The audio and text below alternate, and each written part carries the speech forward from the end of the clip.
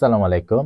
আজকেও আমরা জাপানি ভাষার দ্বিতীয় লেসন নিয়ে আপনাদের সামনে আছি। আমি মোহাম্মদ সাইদুর রহমান। আজকে আমরা দ্বিতীয় লেসনে আলোচনা করব নির্দেশক। অর্থাৎ আপনি জাপানি ভাষায় কিভাবে কোনো একটি জিনিস, কোনো মানুষ বা কোনো বস্তুকে নির্দেশ করবেন।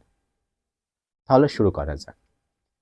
প্রথম যে নিয়মটা আছে, করে, সরে, আরে। করে মানে আমরা যদি বাংলায় বলি, করে মানে এটা, সরে মানে সেটা,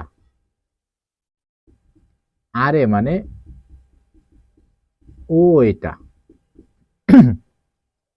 এক্ষেত্রে আমরা একটা চিত্রের মাধ্যমে বুঝবো।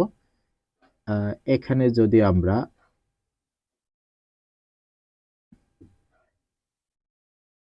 দুইটা মানুষ,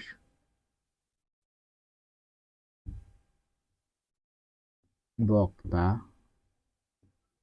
শ্রোতা, অর্থাৎ আমরা এই যে চিত্রটা আছে, আমরা চিত্রের মাধ্যমে বুঝলে, অর্থাৎ যে বলবে সে হচ্ছে বক্তা আর যে শুনবে সে শ্রোতা।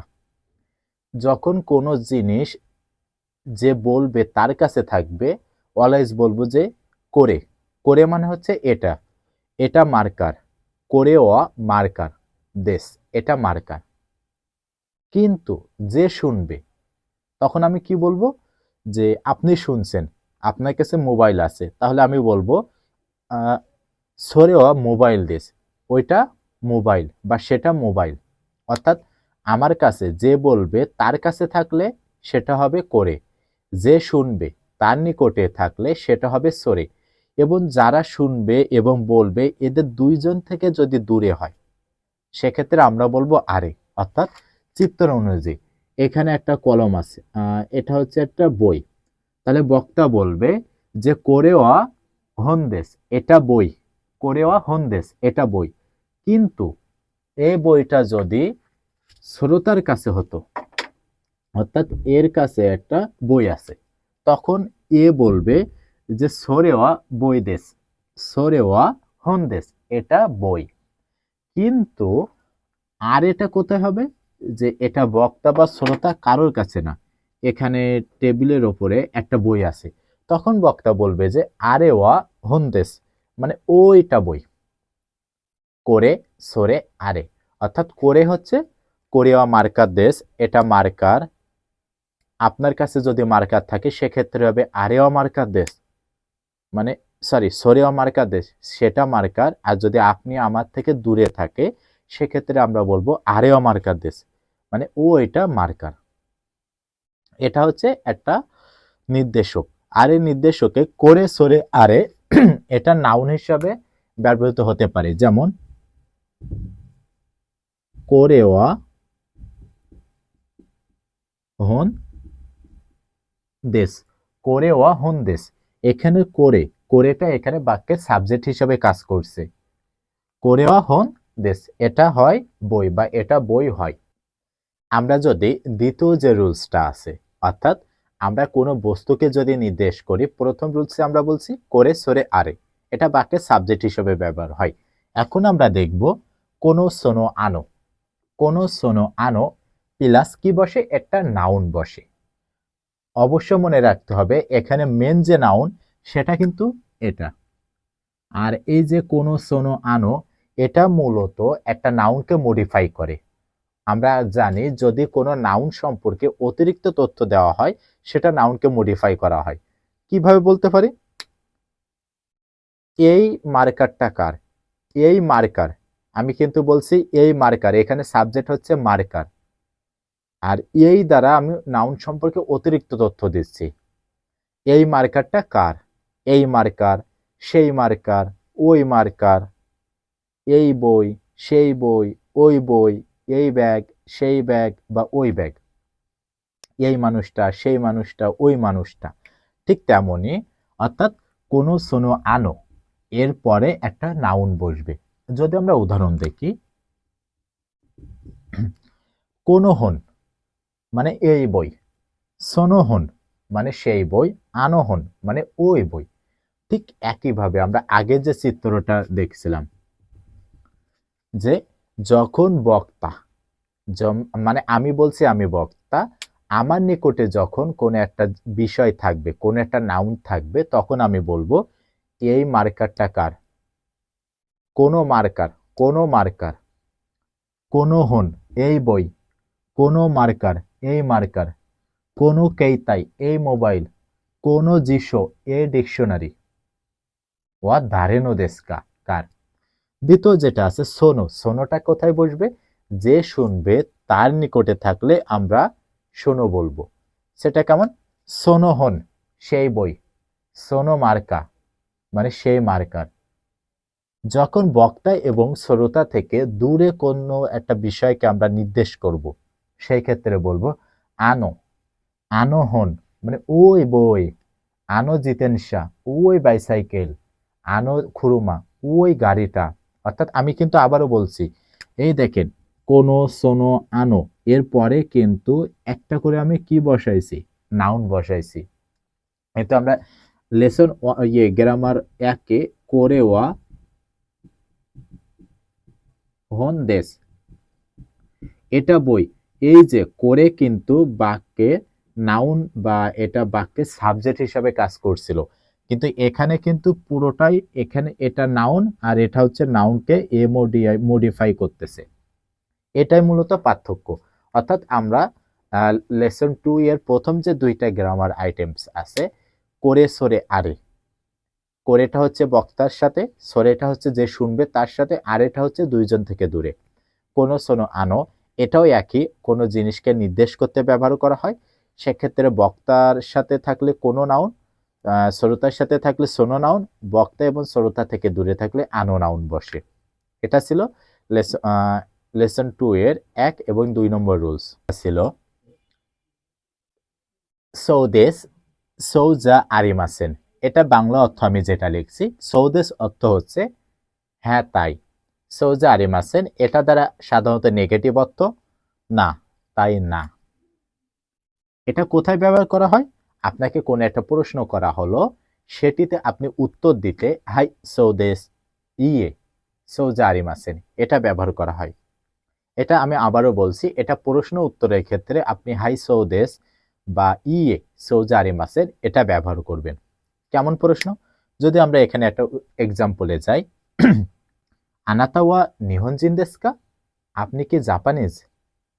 আনাতাওয়া আপনি, নিহনজিন জাপানিজ, দেশকা আপনি জাপানিজ কিনা বা আপনি কি জাপানিজ। অর্থাৎ আপনাকে প্রশ্ন করা হচ্ছে আপনি কি জাপানিজ।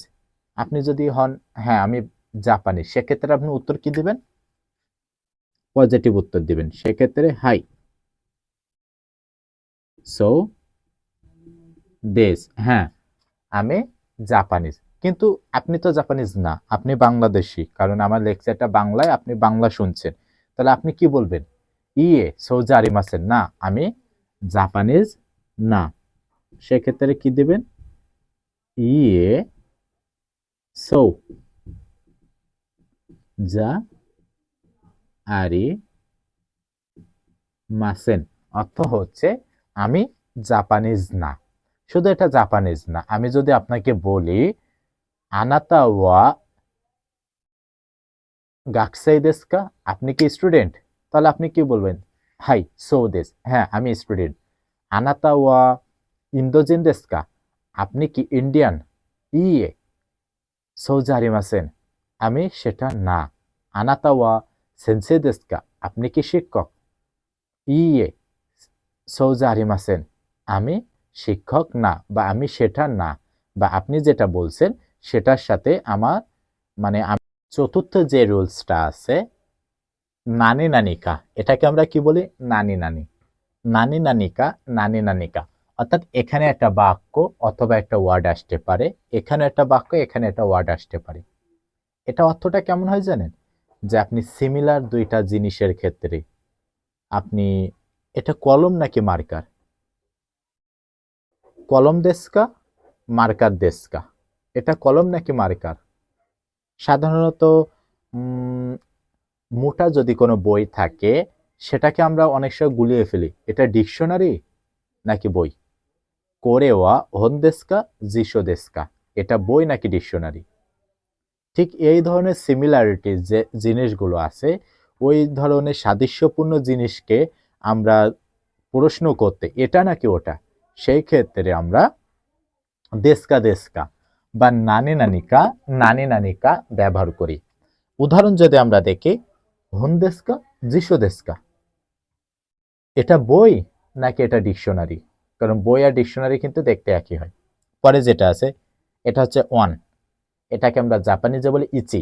ইচি দেশকা শিচি দেশকা, সাত্রে আমরা বলি শিচি বা নানাদ। ইচি দেশকা নানা দেশকা, এটা এক নাকি সাত? কারণ এক আর সাত কিন্তু দেখতে অনেকটা একই রকম হয়, জাস্ট একটা ইংরেজি একটা লেটার এমন একটা দেওয়া আছে। কারণ এটাকে আমরা কি বলবো, আই বলবো, বড় হাতের আই নাকি ছোট হাতের এল বলবো, কোনটা বলবো? সেই ক্ষেত্রে আপনি কনফার্ম হওয়ার ক্ষেত্রে বলতে পারেন কোরিয়া আই দেশকা এল দেশকা, এটা আই নাকি এল। বা আপনি এই যে ভাষাটা, এটা আপনি বুঝতেছেন না আসলে এটা জাপানি ভাষা নাকি চাইনিজ ভাষা, সেই ক্ষেত্রে আপনি কি বলবেন, এটা জাপানি ভাষা নাকি চাইনিজ ভাষা? কোরিয়া জাপানিজ নিহঙ্গো দেশকা চুগোকুগো দেশকা, এটা জাপানিজ নাকি চাইনিজ?